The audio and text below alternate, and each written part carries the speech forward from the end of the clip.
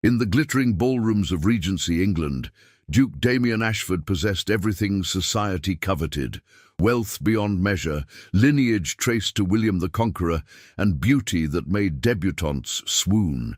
Yet beneath his perfectly tailored waistcoats beat a heart imprisoned by duty. His arranged marriage to Lady Arabella Thornbridge would unite two ancient houses, secure his family's crumbling fortune, and fulfill his dying father's final wish. But on the night before his engagement ball, fate intervened. Florence Hartley, a penniless music teacher with eyes like winter storms, played the pianoforte in his mother's drawing room, and with one haunting melody shattered the Duke's carefully constructed world. What he discovered that night would condemn him to a choice between honor and the only woman who had ever truly seen him. If you're listening to this story, don't forget to click the like button, subscribe to the channel, and tell me in the comments which part of the world you're listening from. I want to know how far this story has traveled. The spring of 1815 arrived in London with unseasonable warmth, as if nature itself conspired to make the season's most anticipated engagement more lavish. Duke Damien Ashford stood before the tall windows of Ashford House, his ancestral home in Mayfair, watching carriages parade past wrought-iron gates. Each vehicle carried lords and ladies eager to witness his transformation from England's most eligible bachelor to Lady Arabella Thornbridge's betrothed. At 28, Damien embodied everything Regency England worshipped. His dark hair fell in fashionable waves that required no pomade. His grey eyes held the intensity of approaching thunderstorms, and his athletic frame spoke of hours spent fencing and riding rather than languishing in gentlemen's clubs. The Ashford lineage stretched back centuries, their dukedom granted by Charles II himself, their estate spanning 3 counties. Yet the magnificence concealed rot.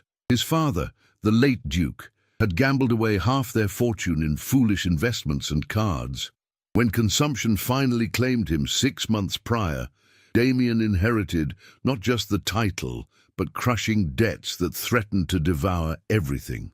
The estate managers had been brutally honest. Without an immediate infusion of capital, Ashford House would be auctioned, their tenants evicted, and centuries of family legacy reduced to cautionary tales told in London clubs. "Your Grace, Lady Thornbridge and Miss Arabella have arrived for tea," his butler Crawford announced with perfect formality. Damien turned from the window, adjusting his cravat with mechanical precision. The Thornbridge family possessed what Ashfords now lacked: liquid wealth from shipping and manufacturing. Arabella's dowry alone would settle his father's debts and restore the estate's operations. Her father, Viscount Thornbridge, had made his interest abundantly clear: marry his daughter, unite their names, and access unlimited capital. Refuse, and watch the Ashford legacy crumble. The arrangement had been discussed since childhood. Arabella, now 23, had waited patiently for Damien to assume his title. She was considered beautiful by society's standards: blonde hair styled in elaborate curls, blue eyes wide and attentive, figure perfectly suited to empire waist gowns. She spoke French fluently, played the harp adequately, and knew precisely which opinions to express in mixed company. She also bored Damien to distraction. "Show them to the blue drawing room," Damien instructed, dreading the next hour with an intensity usually reserved for dental surgery. His mother, the Dowager Duchess Margaret Ashford, had already positioned herself strategically in the drawing room, her still handsome face arranged in an expression of gracious approval. At 52, she wore widowhood-like armor, her black bombazine gowns immaculate, her silver hair styled with austere elegance. She had survived 30 years of her husband's indifference and infidelity through sheer aristocratic willpower. "Damien, do try to smile," she murmured as he entered. "Arabella notices everything." Lady Thornbridge swept into the room with the confidence of new money aggressively purchasing respectability. Her gown, though fashionable, featured slightly too many flourishes, her jewelry slightly too ostentatious. Behind her, Arabella glided with practiced grace, her blue silk gown perfectly modest, yet subtly revealing. Your Graces, what an honour, Lady Thornbridge gushed, executing a curtsy that went slightly too low. Arabella has been simply breathless with anticipation for tomorrow's ball. Arabella offered her hand to Damien, who kissed it with mechanical courtesy. Her skin smelled of expensive rosewater, her fingers adorned with rings that probably cost more than some families earned in a year. "Lord Ashford," she said softly, using his lesser title with deliberate intimacy, "I trust the preparations proceed smoothly." "Everything is arranged," he replied, the words tasting like ash. Tomorrow night, before 300 guests, he would formally announce their engagement. The wedding would follow within 3 months. His freedom would expire like a lease no one bothered to renew. The tea proceeded with agonizing predictability. Lady Thornbridge dominated conversation, detailing their recent shopping expedition to Bond Street, Arabella's new wardrobe assembled for the engagement season, and her own brilliant suggestion that they honeymoon at Ashford's Cornwall estate to inspect your coastal properties, of course, and ensure they're managed properly. Damien noted the possessive pronoun. Once married, Arabella's family would have unlimited access to Ashford assets, their nouveau riche influence infiltrating every ancient stone. His father's gambling had accomplished what no military defeat could. It had sold the Ashford independence to merchants and manufacturers. "And the entertainment tomorrow?" Lady Thornbridge pressed. "I trust it will be memorable. London is watching after all." "We've engaged the finest musicians," the Dowager Duchess replied smoothly, "including Miss Florence Hartley, who comes highly recommended. She'll provide the pianoforte performance during the supper interval." Something in his mother's tone made Damien glance at her sharply. Margaret Ashford rarely mentioned servants by name, yet she spoke of this music teacher with unusual emphasis. "Florence Hartley?" Arabella's perfect features pinched slightly. "I'm unfamiliar with that family. Are they connected to the Hartleys of Gloucestershire?" "She is a professional musician," Margaret said crisply. "Quite talented. Her father was a composer of some minor reputation before his death. She supports herself through teaching and performance." The words hung in the air. Supports herself meant poverty, genteel but absolute. In their world, ladies who worked for wages occupied an uncomfortable category, too educated for servants, too impoverished for equals. "How industrious," Lady Thornbridge said, her tone suggesting she'd discovered mould in the tea cakes. "One does admire those who make the best of unfortunate circumstances." Arabella smiled thinly. "As long as she performs adequately and doesn't embarrass the occasion." Damien felt unexpected irritation at her dismissal. His own situation, marrying for money to save his estate, wasn't substantially different from a music teacher working for wages. Both prostituted themselves to survive, just with different currency. After the Thornbridges departed, leaving promises to arrive early tomorrow evening, Damien retreated to his library. The room represented everything he valued about Ashford House. Leather-bound books accumulated over generations, comfortable chairs arranged for reading rather than impressing visitors, windows overlooking gardens where ancient oaks had witnessed centuries of family drama. His mother found him there an hour later, standing before the portrait of his grandfather, the 7th Duke, who'd managed the estates with legendary competence. "You're comparing yourself unfavorably again," Margaret observed, closing the door behind her. "He would never have allowed the estates to reach such condition," Damien replied bitterly. "Father destroyed in 20 years what took 2 centuries to build." "Your father had many weaknesses," Margaret acknowledged, her voice carefully neutral. "But you are not him. This marriage to Arabella is pragmatic, not romantic. She'll provide capital, you'll provide status. Many aristocratic unions function successfully on far less. Is that supposed to comfort me? 30 years of successful functionality?" His mother's expression flickered with something that might have been pain. "I'm suggesting you approach this with realistic expectations. Arabella is young, manageable, and won't interfere with your actual interests. Produce an heir, be discreet in your other pursuits, and preserve what matters. The Ashford name, the estates, the legacy. Other pursuits? Damien turned to face her. You mean mistresses, affairs, following father's example? I mean, Margaret said carefully, that aristocratic marriages serve dynastic purposes. Personal fulfillment is found elsewhere through interests and companions of one's choosing. It's how our class has functioned for centuries. The cynicism should have reassured him.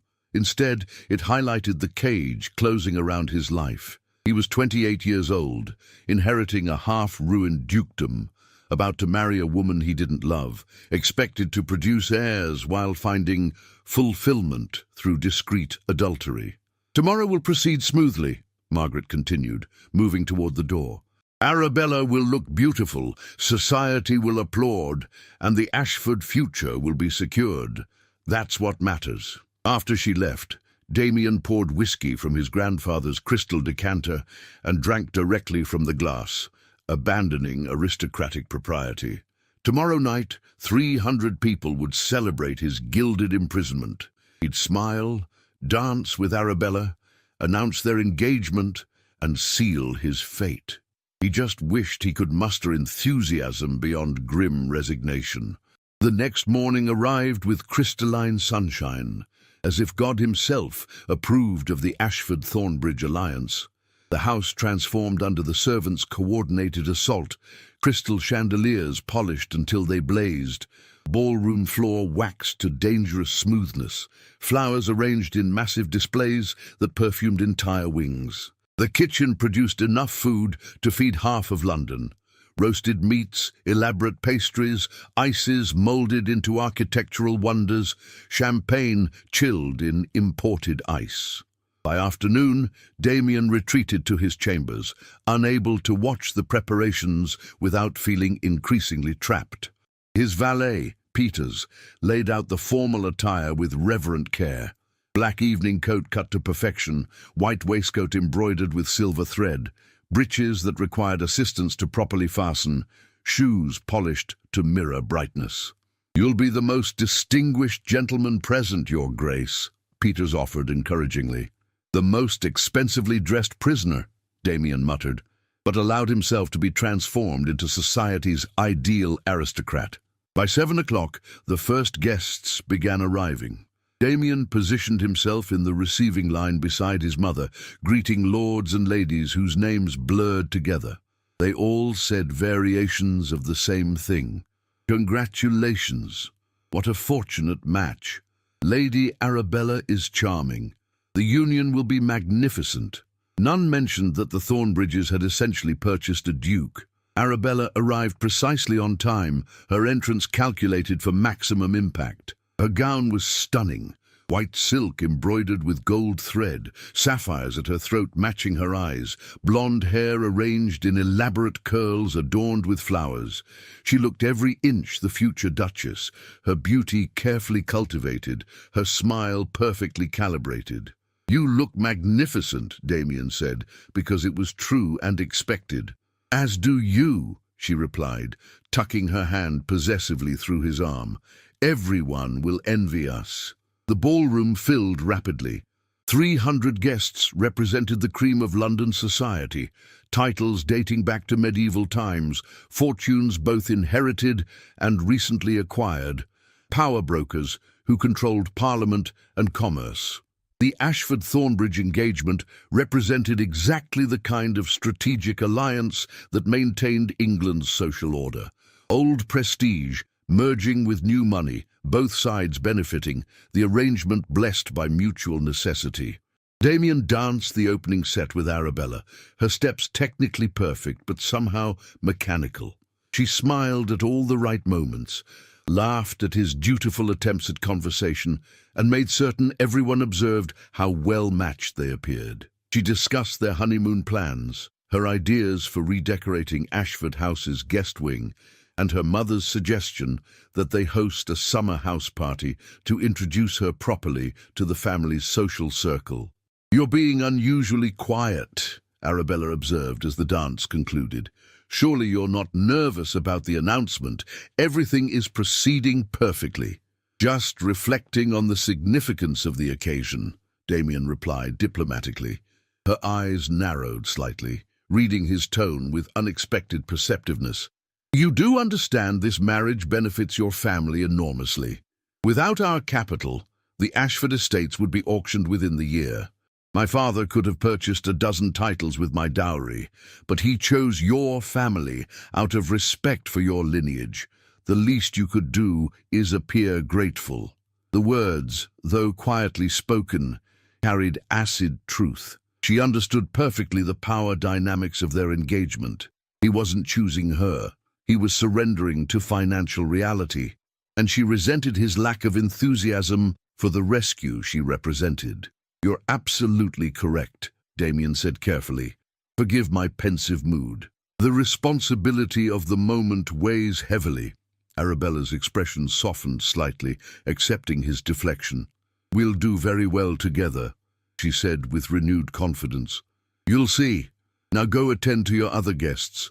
We wouldn't want anyone to think you're overly enamored. It's unseemly in arranged matches." The evening progressed through dinner. Endless courses served on Ashford china that would soon partly belong to the Thornbridges. Toasts were offered, glasses raised, congratulations repeated until the words lost all meaning. Damien performed his role with ducal perfection, smiling, thanking, accepting good wishes, while his mind counted the hours until this performance could end. Around 11, guests returned to the ballroom for dancing and continued socializing. His mother approached with unusual purpose in her expression. "The musical performance will begin shortly," she informed him. "Miss Hartley has arrived and is preparing at the pianoforte." Something in her tone again, that subtle emphasis on the music teacher's name. Before Damien could question it, Margaret added quietly, "Perhaps you should step into the music room for a moment. The blue salon provides an excellent view while being somewhat private." It was an odd suggestion, almost conspiratorial, but his mother rarely made casual recommendations. Curious and desperate for even brief escape from the celebratory chaos, Damien excused himself and made his way to the indicated salon. The room was small, intimate, used for private family gatherings. Through its partially open door, he had an unobstructed view of the pianoforte positioned at the ballroom's far end. A young woman sat before it, arranging her music with careful attention. Florence Hartley. Damien's breath caught unexpectedly. She wasn't beautiful by society's conventional standards.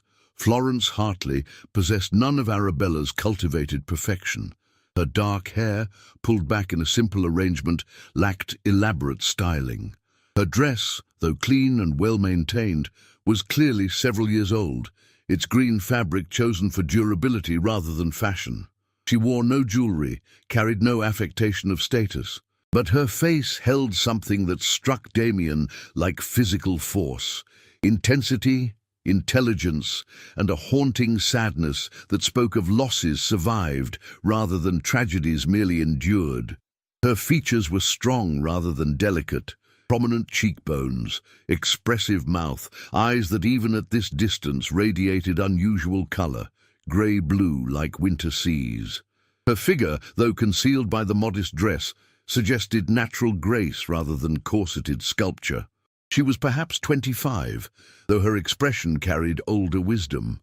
As she arranged her music, her fingers moved with competent precision, no wasted motion, the gestures of someone who'd earned everything through skill rather than inheritance. Damien found himself unable to look away. She began to play. The first notes silenced the ballroom's chatter. Whatever Damien had expected, competent background music suitable for polite society, Florence Hartley delivered something entirely different. Her playing possessed technical brilliance, yes, but also raw emotional power that transformed the pianoforte from polite entertainment into something almost dangerous. She played Beethoven's Pathetique Sonata, the second movement, a piece Damien knew well from his own incomplete musical education. But in Florence's hands, it became a narrative of loss and transcendence, each phrase shaped with such conviction that he felt the music in his chest, his throat, behind his eyes. She played as if the notes cost her something personal. From his hidden vantage point, Damien watched her face as she performed. Her eyes closed intermittently, not from memorization, but from feeling, her entire body engaged with the music.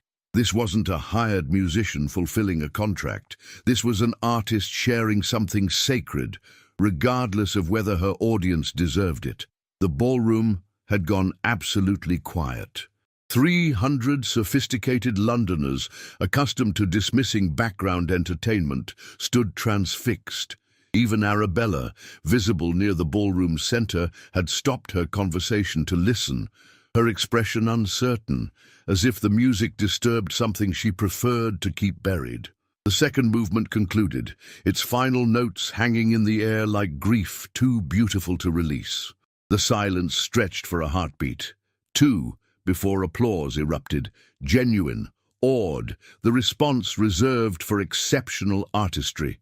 Florence opened her eyes, blinked as if returning from somewhere distant, and rose to curtsy with professional courtesy. Her face showed no pride, no satisfaction, just calm acknowledgement of duty completed. She gathered her music, preparing to depart. That's when Damien did something completely irrational. He left the salon and walked directly toward her, crossing the ballroom with purposeful strides that attracted immediate attention. 300 pairs of eyes tracked his movement. Conversations faltered. Arabella's face registered confusion, then concern. Florence looked up as he approached, her grey-blue eyes widening slightly. Up close, she was even more striking. Not beautiful, but utterly compelling. A small scar marked her left eyebrow. Her hands, he noticed, bore the calluses of constant practice. She smelled faintly of soap and sheet music paper, utterly unlike Arabella's expensive perfumes. "Miss Hartley?" he said, his voice carrying across the now silent ballroom. "That was extraordinary." "Thank you, Your Grace," she replied, her voice low and clear, with a slight northern accent she didn't bother concealing. "You're very kind." Not kind, accurate. He was aware of hundreds of people watching, of Arabella staring, of his mother's surprised expression. None of it seemed to matter. "Where did you study?" "My father taught me," Florence said simply. He was a composer and believed music should express truth, not merely provide pleasant decoration. Her eyes met his directly, unintimidated by his rank. "Though I fear tonight's audience expected the latter." "Tonight's audience needed to hear something true," Damien replied, startled by his own honesty, "even if they don't realize it." Something flickered in her expression. Recognition, perhaps, or understanding. For a suspended moment, they simply looked at each other, an entire conversation happening without words. She saw him, Damien realized. Not his title, not his wealth, not his usefulness. Him, the man trapped inside the Duke's obligations. And he saw her, proud, talented, alone, surviving through sheer competence in a world designed to crush people without powerful protections. "Damien." His mother's voice cut through the moment like a blade. She appeared beside him, her face a mask of gracious hospitality that didn't quite conceal alarm. "Miss Hartley must be exhausted. Crawford will see to her compensation." It was dismissal, polite but absolute. Florence understood immediately, gathering her belongings with practiced efficiency. "Thank you again, Your Grace," she said, already stepping back, recreating the proper distance between Duke and hired musician. "I wish you joy in your engagement." She turned to leave, disappearing through the servant's door, gone as if she'd never existed. Except Damien could still hear her music, could still see her eyes, could still feel the shock of recognition that had passed between them. "That was remarkably inappropriate," Arabella's voice said coldly from his elbow. She'd crossed the ballroom to stand beside him, her face composed but her eyes furious. Approaching a hired musician so publicly, speaking to her as if she were a guest rather than staff. "People are talking." "She's an artist of considerable talent," Damien replied, his voice coming from somewhere distant. Recognition seemed appropriate. Recognition? Arabella's laugh was brittle. "You stared at her like she was water in the desert. Half the ballroom noticed, my mother certainly did, and on our engagement night, no less." "You're being dramatic," Damien said, though he knew she wasn't. I'm being observant, Arabella corrected sharply. Whatever that was, it ends now. We have an announcement to make, guests to satisfy, and an understanding to honor. I won't be humiliated by my betrothed mooning over some impoverished piano teacher. She was right, absolutely right. His behavior had been inappropriate, conspicuous, the kind of foolish gesture that generated exactly the wrong kind of society gossip. Dukes didn't publicly acknowledge music teachers beyond perfunctory thanks. They certainly didn't gaze at them like revelations. You're correct, Damien said, forcing his attention back to Arabella. Forgive my excessive enthusiasm. The performance was unexpectedly moving. Arabella studied him with calculating intensity. See that it remains merely the performance that moved you. Now come. Father is preparing to make the formal announcement. The next hour proceeded like a nightmare dressed in celebration. Viscount Thornbridge delivered a bombastic speech praising the union of their families, noting with barely concealed satisfaction how Thornbridge Capital would ensure the Ashford legacy continues its distinguished place in English society. Translation: we bought you, and everyone knows it. Damien stood beside Arabella, her hand on his arm, smiling at appropriate moments while feeling increasingly disconnected from his own life. The crowd applauded. Champagne toasts followed. Arabella pressed close, her performance of devoted fiancée flawless. She smiled at guests, accepted congratulations, and made certain everyone observed how perfectly matched they appeared. But her grip on his arm never loosened, her eyes never stopped monitoring him, and her voice, when she spoke privately, carried sharp edges. "My mother suggests we dance," she said with a smile that didn't reach her eyes, "to demonstrate our united front after your little lapse in judgment." They took the floor for the waltz, her body held at precisely proper distance, her steps mechanical perfection. Around them, other couples joined, the ballroom transforming into swirling color and music, but different music, forgettable music, nothing like what Florence had created. "I've been extraordinarily patient," Arabella said quietly as they turned. "My father could have purchased any number of titles. The Duke of Westmoreland's son was interested. Lord Pemberton practically begged for my hand. But father wanted the Ashford name specifically.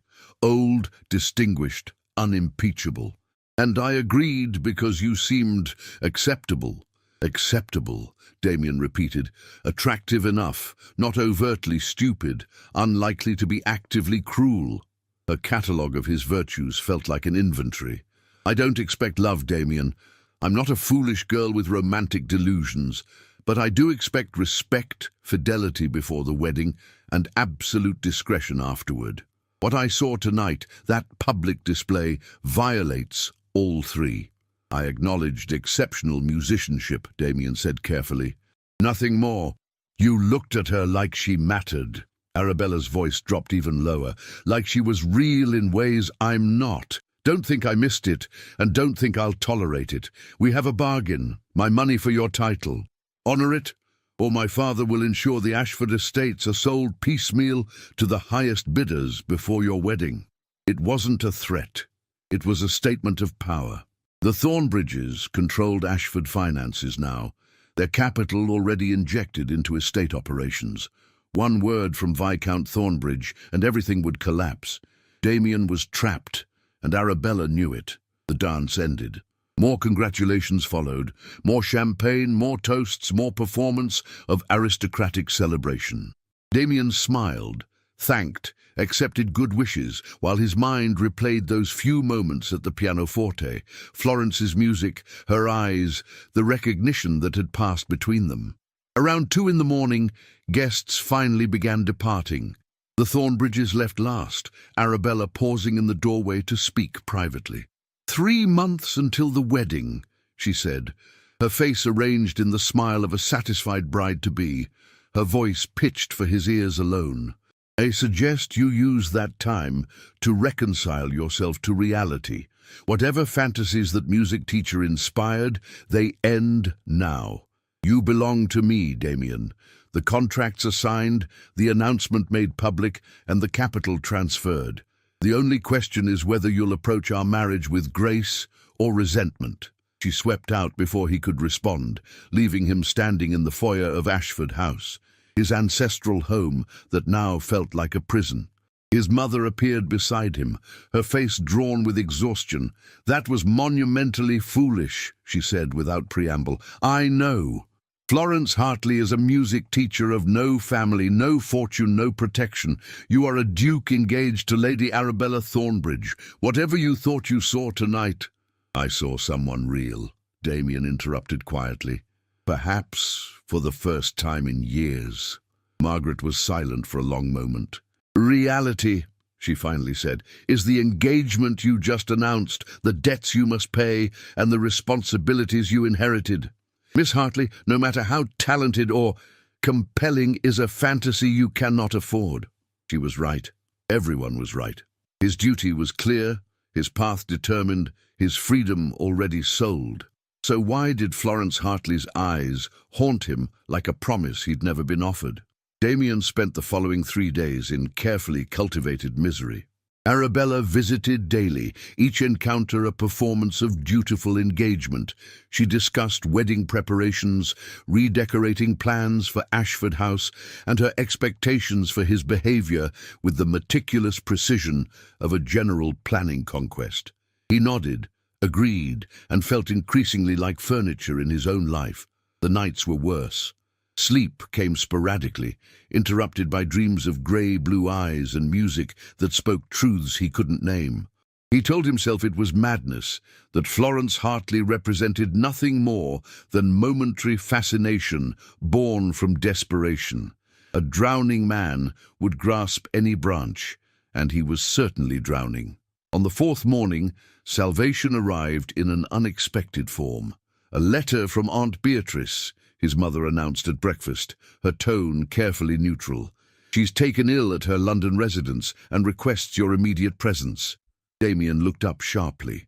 Aunt Beatrice, his father's elder sister, was 72, formidable, and in disgustingly robust health. She hadn't been taken ill once in his entire life. "How serious?" he asked carefully, reading his mother's expression. "Serious enough to require family attendance?" Margaret replied, her eyes conveying a message her words didn't. "Possibly for several days. You should depart immediately. I'll inform Arabella of the situation." Understanding bloomed. His mother was providing escape, temporary, plausibly deniable, but escape nonetheless. Whether from guilt over forcing the Thornbridge marriage or genuine concern for his sanity, she'd manufactured a reprieve. "I'll leave within the hour," Damien said, gratitude making his voice rough. Beatrice Ashford, Dowager Countess of Thornhill, lived in a substantial townhouse in Bloomsbury, far enough from Mayfair's suffocating social scene to avoid constant visitors, close enough to maintain connections she deemed worthwhile. She answered the door herself, which should have been his first indication this was no ordinary rescue. "Stop looking confused and come inside," she commanded, her voice strong enough to silence parliaments. "We have much to discuss." Beatrice was a tall, angular woman who'd outlived 2 husbands and most of her contemporaries through sheer stubborn refusal to die. Her white hair was pinned severely back, her black dress was 30 years out of fashion, and her eyes, the same grey as Damien's, missed nothing. "Aunt Beatrice," Damien began, "Mother's letter said, I know what Margaret wrote.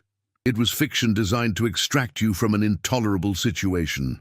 She led him into a sitting room, crowded with books, papers, and scientific instruments. "Sit, I have tea coming, though you look like you need something stronger." Damien sat, feeling 15 again under her evaluating gaze. Beatrice had always been his favourite relative, blunt, brilliant, entirely unconcerned with social convention. She'd studied natural philosophy when ladies weren't supposed to think, had published papers under male pseudonyms, and had told his father exactly what she thought of his gambling and philandering. "The Thornbridge engagement is a disaster," she announced without preamble. "That girl is a grasping harpy with the emotional depth of a dessert spoon, and her parents are social climbers who bought your title like they'd purchased new carriage horses." Despite everything, Damien laughed. The first genuine laughter in days. "You're not wrong. I'm never wrong, Beatrice corrected, but I'm also a realist. Your father destroyed the estates. You need capital, and Arabella Thornbridge represents the most expedient solution. The question is whether you're going to spend the next 50 years in genteel misery or find some way to preserve your sanity within an unfortunate situation. A maid arrived with tea and whiskey.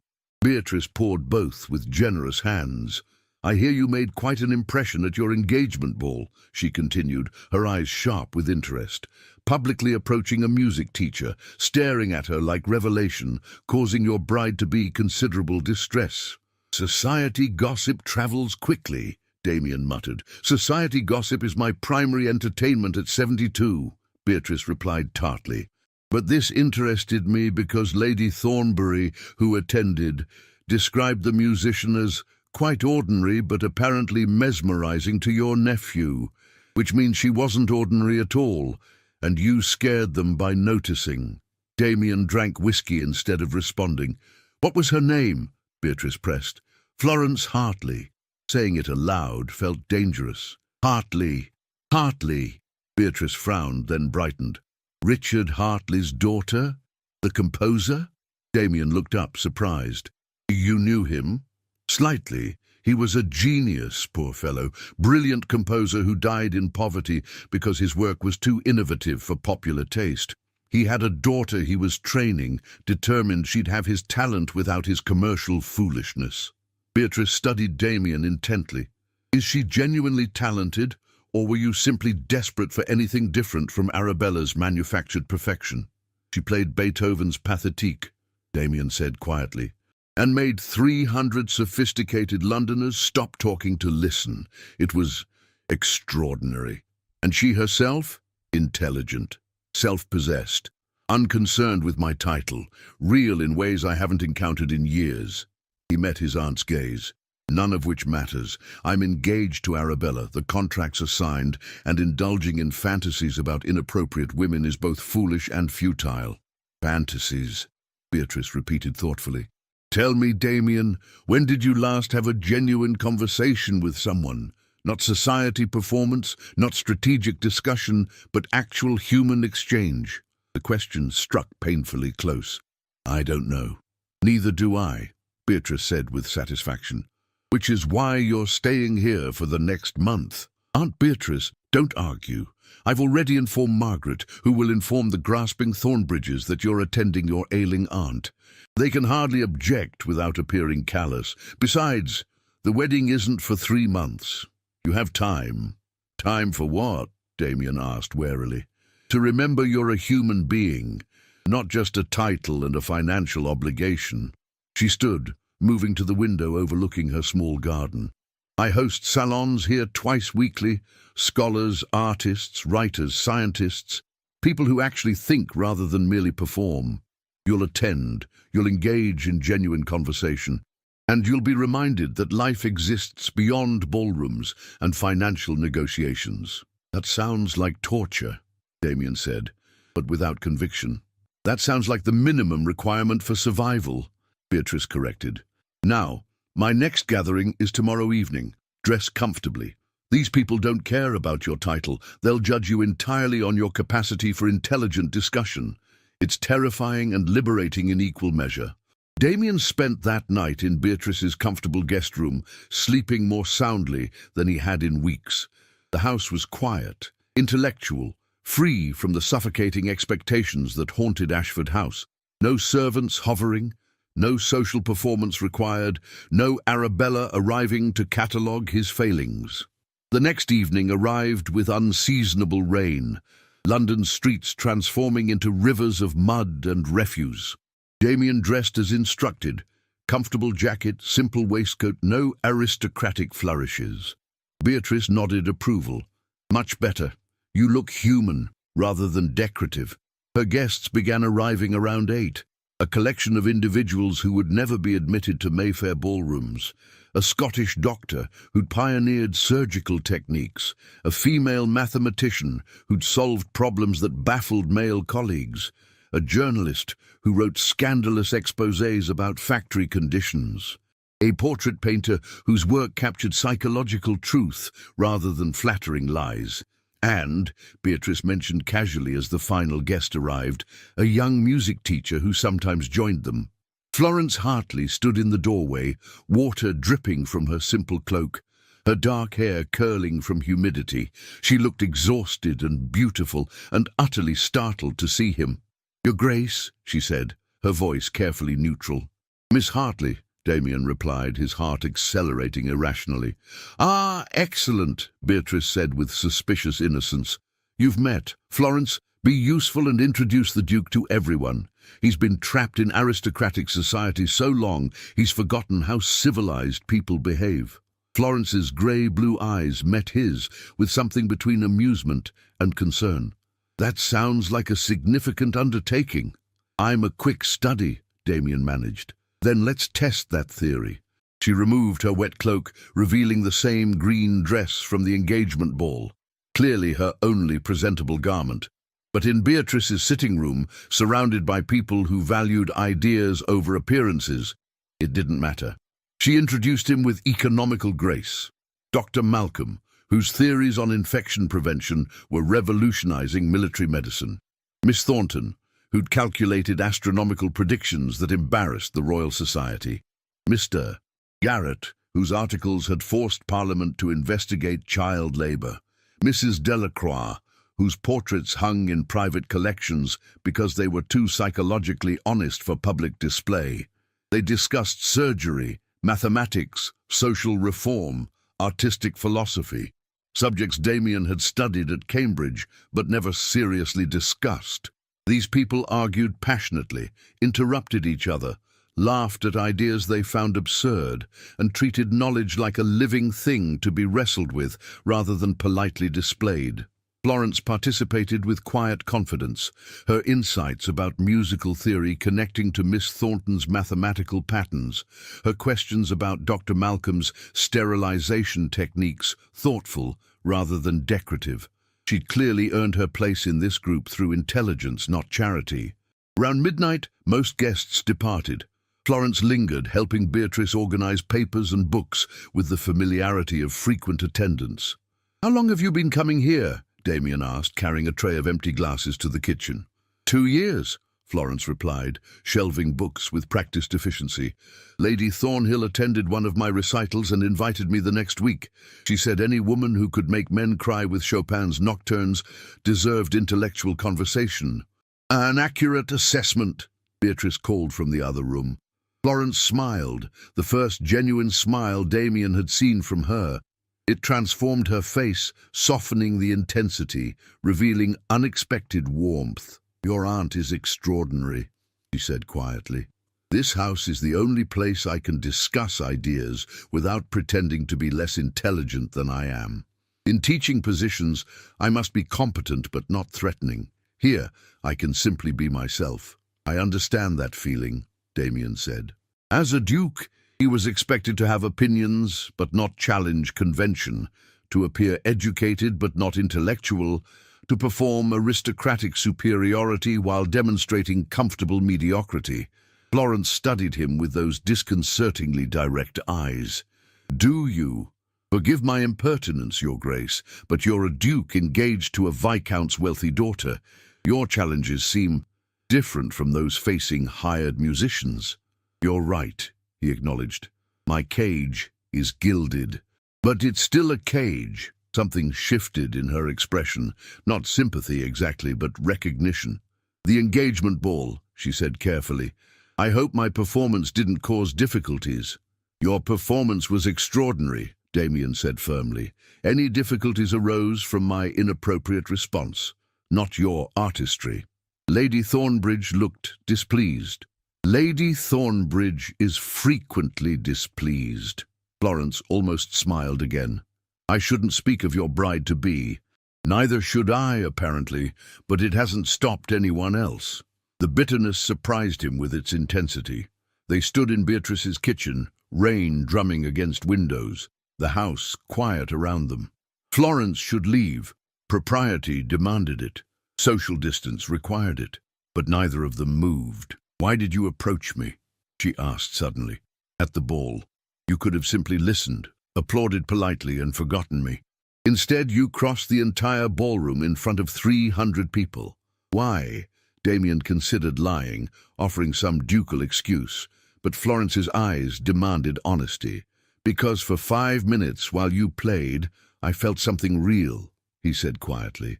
In a life that's become entirely performance, you reminded me that authentic experience exists, and I couldn't let you leave without acknowledging it. Florence drew a sharp breath. That's a dangerous thing to admit. I know. You're engaged, wealthy, titled. I'm an extraordinary artist of remarkable intelligence who plays Beethoven like it costs her something personal, Damien interrupted. I know precisely who you are, Florence. The question is whether you'll allow me to know you better. That's impossible, she said, but her voice lacked conviction. My aunt's salons occur twice weekly, Damien continued. I'm staying here for a month while she recovers from an entirely fictional illness. You attend regularly. We'll be in the same rooms, having the same conversations. The situation seems inevitable. Your bride-to-be is in Mayfair, planning a wedding to a title she purchased. I'm in Bloomsbury, recovering from familial duty through intellectual conversation. There's nothing inappropriate about attending my aunt's scholarly gatherings. Florence looked at him for a long moment, intelligence warring with caution in her remarkable eyes.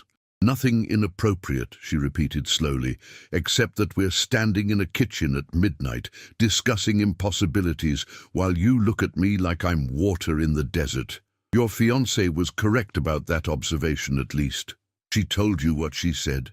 Society gossip travels everywhere, Florence replied with slight bitterness, even to hired musicians, perhaps especially to us. We're invisible enough that people speak freely in our presence. Beatrice appeared in the doorway, leaning on her walking stick with performative frailty. Florence, dear, you should return home. The rain is lessening, and propriety, such as it is, suggests you shouldn't be alone with my nephew in kitchens at ungodly hours. Florence blushed slightly, the colour striking against her pale skin. Of course. Forgive me.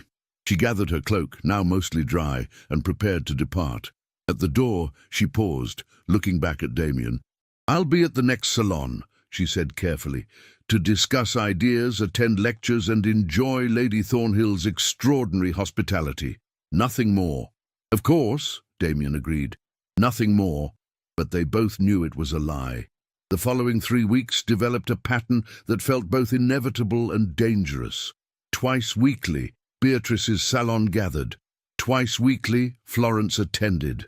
And twice weekly, Damien discovered that conversation with an intelligent woman could be more intoxicating than any physical attraction. They discussed everything. Florence's theories on emotional expression in music composition, Damien's Cambridge studies in philosophy, the intersection of mathematical patterns and artistic beauty, the ethics of aristocratic privilege, the possibilities of social reform.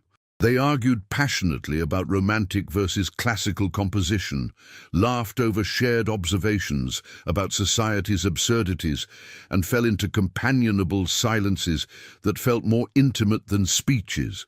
The other salon members noticed, naturally. Miss Thornton made knowing comments about intellectual compatibility. Dr. Malcolm teased Damien about finally engaging his Cambridge education. Mrs. Delacroix studied them both with an artist's evaluating gaze and announced she'd like to paint them together. The contrast would be psychologically fascinating. Beatrice said nothing, but her eyes missed nothing. One evening, after the other guests departed, Florence and Damien found themselves alone in Beatrice's library. She'd asked him to reach a book from a high shelf, something about musical notation theory, and he'd obliged, their hands brushing as he handed it down. The contact lasted seconds, entirely innocent, absolutely electric. I should go, Florence said, but didn't move. Yes, Damien agreed, but didn't step back. They stood too close, the book between them like insufficient armor. Florence's eyes held conflict, desire, and rigid self-control in equal measure. This is madness, she whispered. You're engaged. I'm nobody.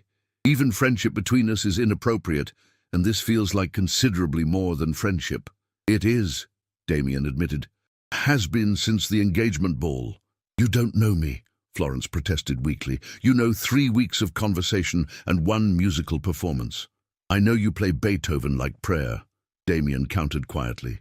I know you read philosophy for pleasure, argue about mathematical theory with genuine passion, and laugh when Miss Thornton makes astronomical jokes that sail over everyone else's heads. I know you support yourself with dignity, refuse charity, and would rather starve than compromise your artistic integrity.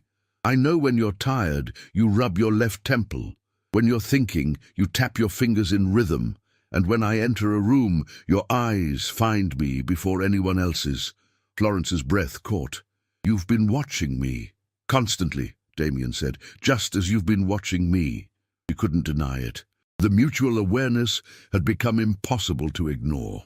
They gravitated toward each other at gatherings, their conversations excluding others, not through intention, but intensity, their connection visible enough that Beatrice had started positioning them deliberately apart to avoid scandal. What do you want from me? Florence asked, her voice barely audible. Everything, Damien thought. Your mind, your music, your company for the rest of my life. But he said, your friendship, your conversation, your presence in my world, even if circumstances limit how that presence can manifest. You're asking me to be your intellectual mistress, Florence said with sudden bitterness, while you marry Lady Arabella for her money and maintain me for stimulating conversation. How generous! The accusation stung because it contained truth. That's not, isn't it? Florence stepped back, anger brightening her eyes. You'll marry your wealthy bride, produce heirs, maintain your estates, and occasionally visit Bloomsbury for authentic human connection with the impoverished music teacher. It's a very aristocratic solution. Everyone serves their purpose. No one inconveniences anyone else, and duty remains satisfied. Florence, no. She held up a hand, stopping him. I've enjoyed these weeks, Your Grace. The conversations have been extraordinary, the intellectual engagement more satisfying than anything I've experienced since my father died. But I'm not a toy for a bored aristocrat to play with between obligations. If you can't offer me anything real, I would if I could. The words burst out raw and unplanned. Do you think I enjoy this? Being trapped in an engagement to a woman I don't love, who doesn't love me, whose family purchased my title like merchandise, knowing I'll spend the rest of my life in comfortable emptiness because my father gambled away everything our family built? Florence stared at him, surprise softening her anger. 3 weeks ago, Damien continued, voice rough with emotion, I thought I'd reconciled myself to that future. Then you played Beethoven, and I remembered what it feels like to experience something authentic. Every conversation with you is more real than anything I've had in years. And yes, the situation is impossible. Yes, asking for your friendship is selfish. But I can't. He stopped, breathing hard. Can't what? Florence asked quietly. Can't imagine these next 50 years without you in them somehow, Damien finished. Even if it's only friendship. Even if it's irregular and inappropriate. I need to know you exist in the world, Florence. That somewhere, someone is playing music with truth instead of technique, arguing about philosophy because ideas matter, and seeing me as something other than a title to be acquired. Silence stretched between them. Outside, London night sounds drifted through windows, carriages clattering, vendors calling, the great city grinding forward regardless of personal dramas. My father told me, Florence said slowly, that artists are doomed to love things they can't keep. Music, beauty, moments of transcendence. We hold them briefly, then must let them go. He said, learning that truth was the difference between technique and artistry. Florence, let me finish. She met his eyes steadily. I've spent 3 weeks telling myself this connection was intellectual, that I valued your mind and your conversation, but nothing more. I've been lying. What I feel when you enter a room is considerably more than scholarly appreciation. Hope and despair warred in Damien's chest. But I won't be your escape from an unhappy marriage, Florence continued firmly. I won't be the woman you visit when domestic life becomes too tedious, the artistic mistress who provides stimulation between breeding heirs. I deserve better than that, and honestly, so do you. Then what are you suggesting? Nothing, Florence said, sadness shading her voice. I'm suggesting nothing because there's nothing to suggest. You're bound by duty, debts, and aristocratic obligation. I'm bound by poverty, propriety, and self-preservation. The only ethical response is to end these encounters before they become something neither of us can control. She was right, completely, ruthlessly right. Continuing their connection would lead inevitably to affair, scandal, or heartbreak, possibly all three. The honorable choice was clear. I understand, Damien said, each word like swallowing ground glass. You're correct. Forgive my inappropriate declaration. Florence nodded, tears brightening her extraordinary eyes, though she refused to let them fall. I should go. She did, gathering her cloak and disappearing into the London night, leaving Damien alone in Beatrice's library with the book on musical notation theory still in his hands. He stood there for several minutes, trying to process the loss of something he'd never actually possessed. That was beautifully tragic, Beatrice said from the doorway, making him jump, like watching a novel unfold in real time. You were listening? I'm 72 and bored. Of course I was listening. She entered the library, moving to pour them both whiskey. The question is, what you intend to do now? Nothing, Damien said flatly. Florence is correct. The situation is impossible. Most worthwhile things are impossible until someone makes them possible, Beatrice replied. Your father thought aristocracy meant privilege without responsibility. Your mother thinks it means duty without joy. You have the opportunity to prove them both wrong. By what? Breaking my engagement, ruining the Ashford estates, and scandalizing society to pursue a music teacher? By figuring out what you actually value, Beatrice corrected sharply, and having the courage to prioritize it. Not every problem requires total destruction or complete surrender. Sometimes intelligence and creativity can forge third options, such as, I don't know, Beatrice admitted, but you're considerably smarter than your father. Apply that intelligence to your own life instead of merely enduring it. The next 2 weeks passed in miserable limbo. Florence stopped attending salons. Miss Thornton mentioned she'd taken a teaching position in Bristol and would be leaving London soon. The news struck Damien like physical blow. Bristol meant distance, meant finality, meant never seeing her again. He threw himself into estate business, returning to Ashford House and its suffocating normalcy. Arabella visited daily, discussing wedding details with the enthusiasm of a general planning invasion. His mother watched with concerned eyes but said nothing. The Thornbridge capital continued flowing into Ashford operations, each pound sterling another link in his gilded chains.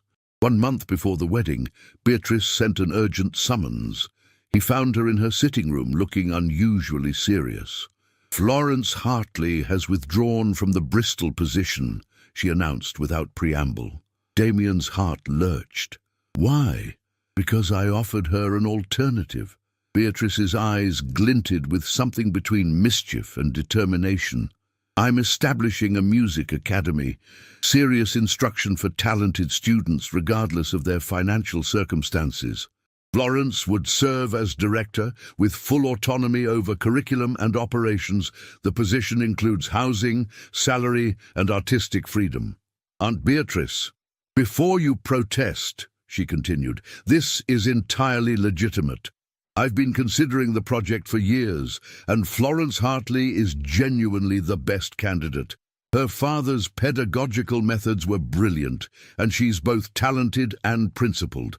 The academy will be here in this house. She'll be a professional colleague, properly compensated, with defined responsibilities. Here, Damien repeated, in this house. Where you happen to be staying for the foreseeable future, yes. Beatrice smiled thinly. Coincidental, but hardly scandalous. The music academy is real, Damien. Florence will have genuine work, proper status, and professional independence. What you two do with that proximity is your business. But at least the foundation will be ethical rather than exploitative. Hope, dangerous and intoxicating, bloomed in Damien's chest. Does Florence know? I'm presenting the offer this evening. Whether she accepts, Beatrice shrugged. That depends on many factors, including whether she believes this is genuine opportunity or elaborate scheme to keep her near you. Is it genuine? Both, Beatrice said simply. I genuinely want the academy. I also genuinely want my nephew to have some chance at happiness, even within impossible circumstances. Now go make yourself presentable. Florence arrives at 6. Florence Hartley appeared at Beatrice's door at precisely 6 o'clock, her expression wary. She'd lost weight in the 2 weeks since Damien last saw her, her face showing strain that excellence posture couldn't quite conceal. But her grey-blue eyes remained clear, intelligent, guarded. She stopped when she saw Damien in the sitting room. Lady Thornhill didn't mention you'd be present, she said carefully. Because I'm meddlesome and manipulative, Beatrice replied cheerfully. Sit down, both of you. I have business to discuss. She outlined the Music Academy proposal with business-like efficiency.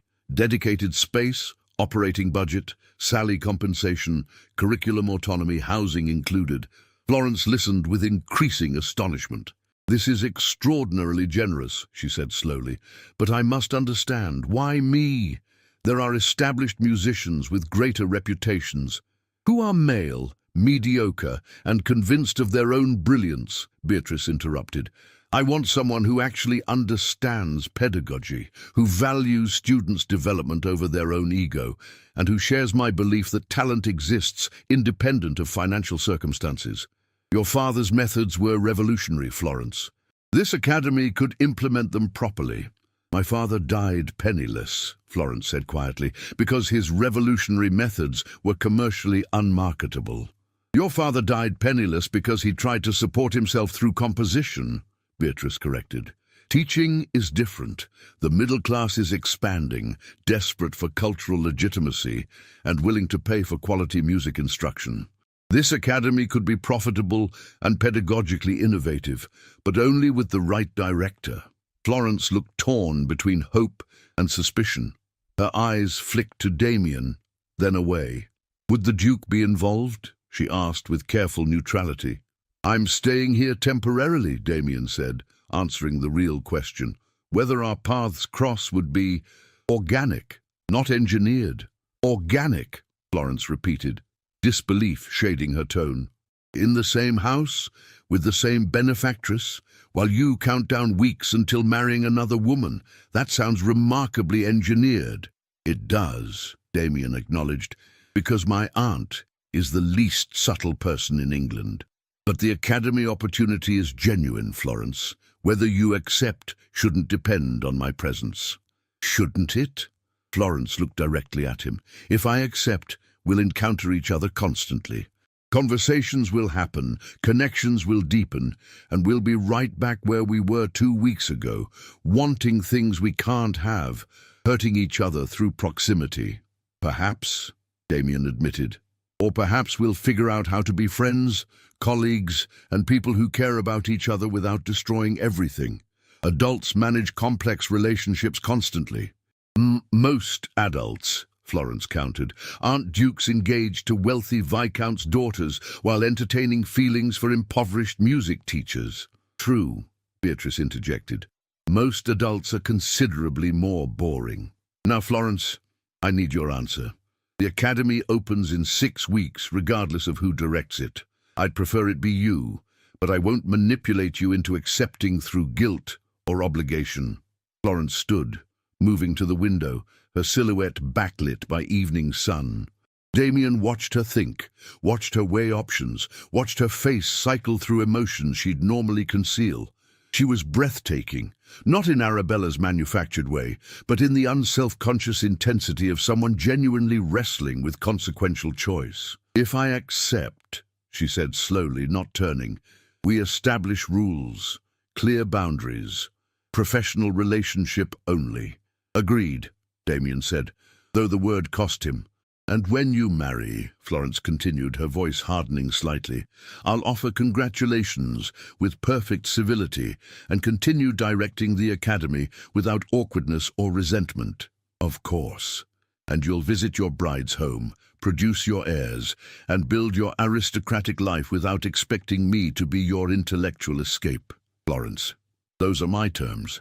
She turned, her eyes fierce. Take them, or reject the entire situation. I won't be your tragedy, Damien. I won't be the woman you couldn't have, the road not taken, the poignant what if. Either we're professional colleagues who maintain appropriate distance, or I take the Bristol position and we never see each other again. The ultimatum hung in the air. Beatrice watched them both with interest, usually reserved for scientific experiments. Professional colleagues, Damien agreed, though every instinct screamed otherwise. Appropriate distance. I accept your terms. Then I accept the position, Florence said to Beatrice. When do I begin? The next 6 weeks passed in disciplined misery. Florence moved into Beatrice's townhouse, establishing the music academy with impressive efficiency.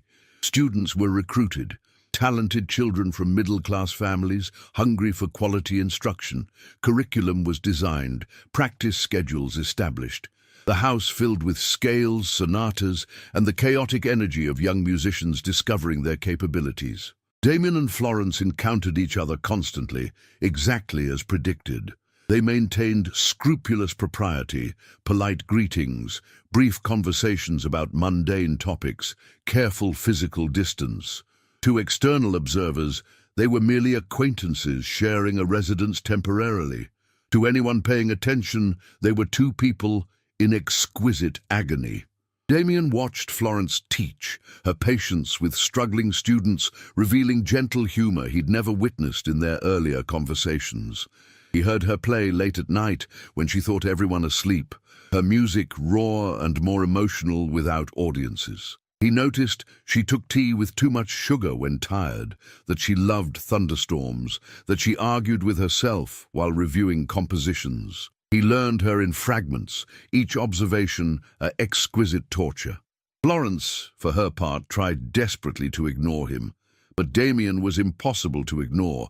His presence in a room changed its atmosphere. His occasional comments during Beatrice's salons revealed intelligence she couldn't help respecting, and his careful maintenance of their agreed boundaries somehow made him more attractive rather than less. 2 weeks before the wedding, everything collapsed. Damien had been meeting with Viscount Thornbridge and his solicitors at Ashford House, reviewing final financial arrangements. The conversations were brutal. Every clause emphasizing Thornbridge control over Ashford finances, every provision ensuring their capital remained protected regardless of how the marriage progressed. Think of it as a business merger, Thornbridge said with satisfaction, reviewing documents that would give him effective control over 3 centuries of Ashford assets. Your family provides prestige, my family provides prosperity, everyone benefits. Everyone except me, Damien thought, signing papers that felt like surrender documents. Arabella arrived as the meeting concluded, her timing impeccable as always. She'd grown more confident as the wedding approached, her possessiveness increasingly blatant. "Only 13 more days," she said, sliding her arm through his with proprietary satisfaction. "Then you'll be mine completely. No more mysterious trips to your aunt's house, no more distraction with intellectual pursuits. You'll have duties, Damien. To me, to our family, to producing heirs. I expect your full attention." Something in Damien snapped. "I'm not a possession to be acquired," he said quietly, removing her arm. Arabella's eyes narrowed. "Legally, in 13 days, you essentially are. The contracts are signed, the settlements agreed. You belong to the Thornbridge family now. I belong to the Ashford legacy," Damien corrected, "which your family is systematically consuming." "Consuming," Arabella laughed, the sound without humor. We're saving your precious legacy from the ruin your father created. You should be grateful we're willing to invest in such damaged property. The casual cruelty, the reduction of centuries of family history to damaged property, crystallized everything wrong with the engagement. This wasn't marriage, it was hostile acquisition. And he'd been complicit, trading his autonomy for financial stability, his happiness for duty. "I need air," he said abruptly, leaving Arabella standing in Ashford House's foyer, her expression caught between confusion and anger. He didn't consciously decide to go to Bloomsbury. His feet simply carried him there, through London's evening streets, to Beatrice's townhouse where music drifted from open windows. Florence teaching a student, her voice patient as she explained phrasing technique. He stood outside listening, feeling the last pieces of his resolution crumble. The lesson ended. The student departed.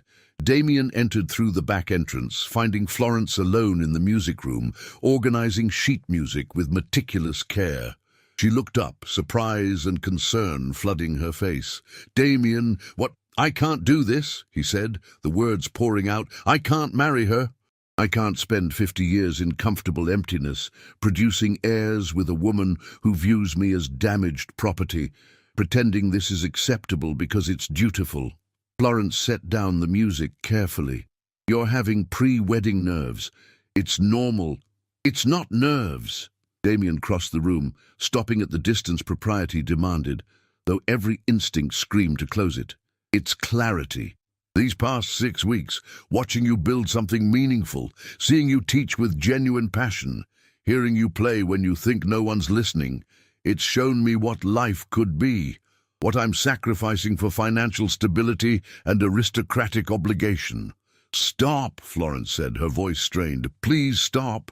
I'm in love with you," Damien continued, the truth undeniable. "Completely, irrationally, inconveniently in love with your mind, your music, your refusal to be less than you are for anyone's comfort. I love that you argue about philosophy at midnight, that you play Beethoven like prayer, that you see me rather than my title. And I cannot marry Arabella Thornbridge while feeling this way about you." Florence's eyes filled with tears she wouldn't let fall. "You don't have a choice. The contracts are signed. The estates depend on Thornbridge capital. Your family obligations can all go to hell," Damien said recklessly. "I'll sell the estates, discharge the debts through liquidation, and live as a private gentleman on whatever remains. I'll lose the social position, the ancestral homes, the legacy my family built, but I'll have myself, and perhaps, if you're willing, I'll have you." "That's madness," Florence whispered. "You'd destroy everything for the only thing that actually matters," Damien interrupted. "A life lived honestly rather than comfortably. A partnership based on genuine connection rather than financial transaction.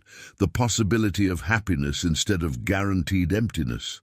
Florence stared at him, conflict and yearning warring in her extraordinary face. "And if it doesn't work, if we discover that attraction isn't enough, that our different backgrounds create insurmountable problems, that romance without resources leads to resentment, then at least we'll have tried," Damien said. "At least I'll know I chose love over duty once in my life. At least I'll have been brave enough to reach for something authentic." Silence stretched between them. Through the window, London evening descended.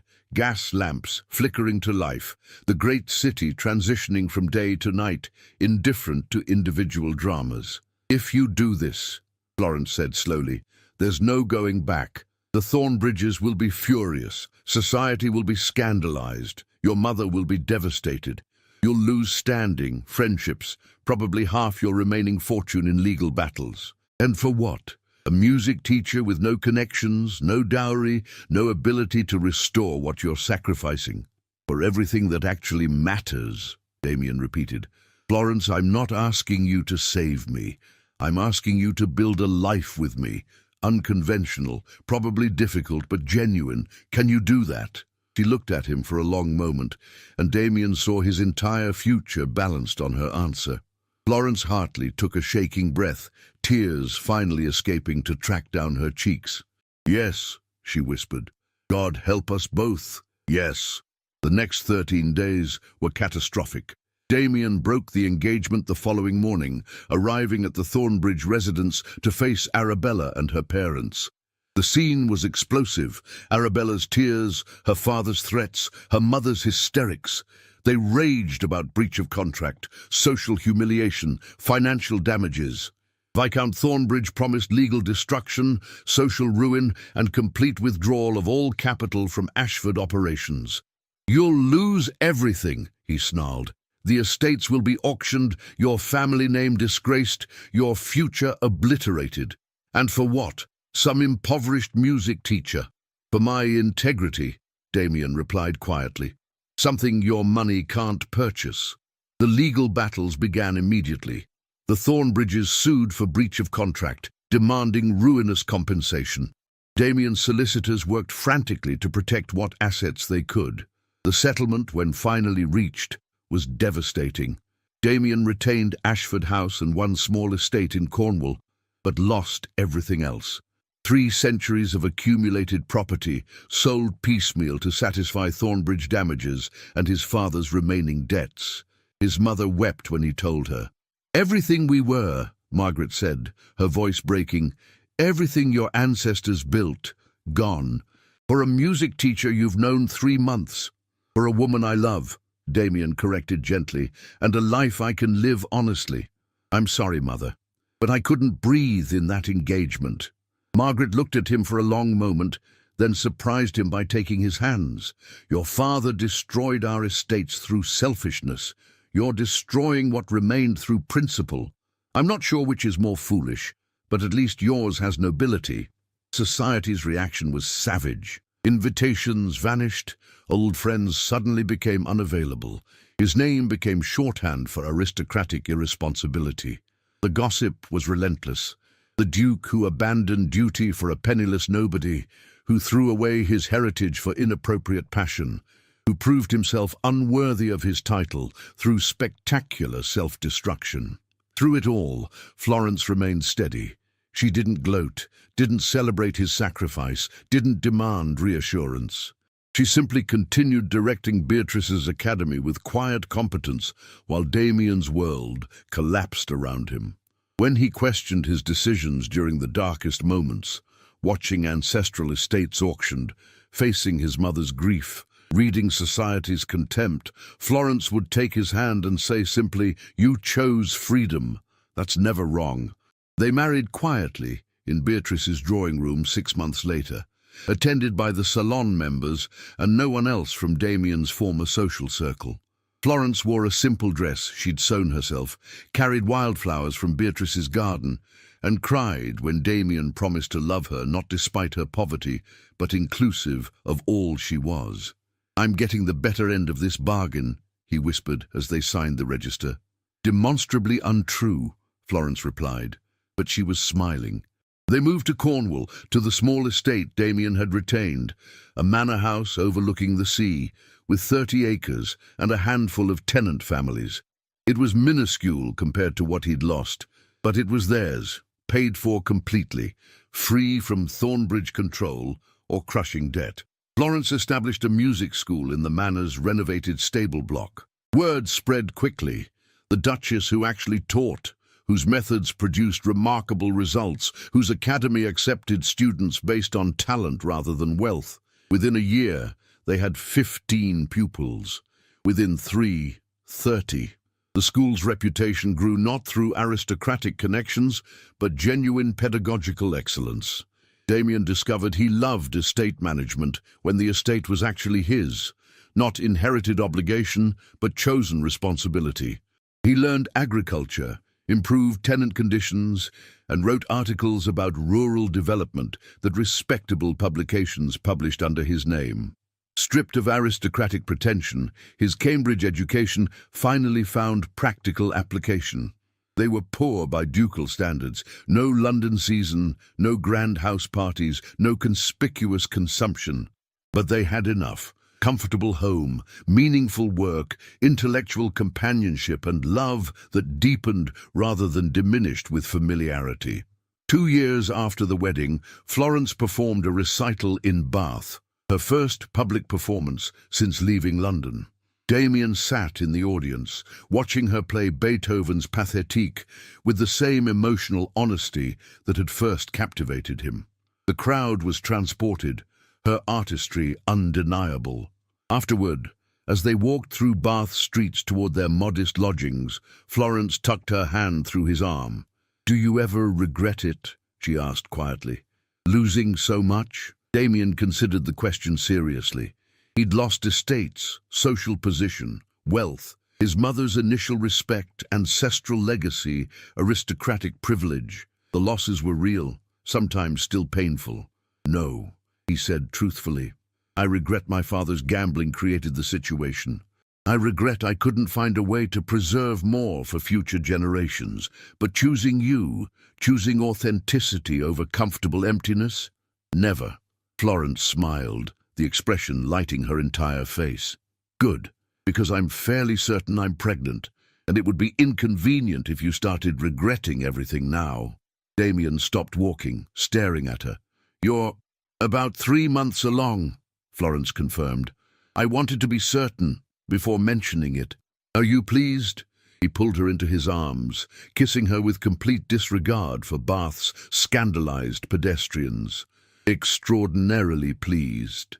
Their daughter was born the following spring, a healthy, loud, opinionated girl they named Beatrice Margaret, honoring the 2 women who'd made their happiness possible. Aunt Beatrice, now 75, traveled to Cornwall for the christening and pronounced the baby adequately formed and promisingly intelligent. Damien's mother came as well, her relationship with Florence having slowly transformed from cold tolerance to cautious affection. Margaret held her granddaughter with surprising tenderness. "She has the Ashford eyes," she observed.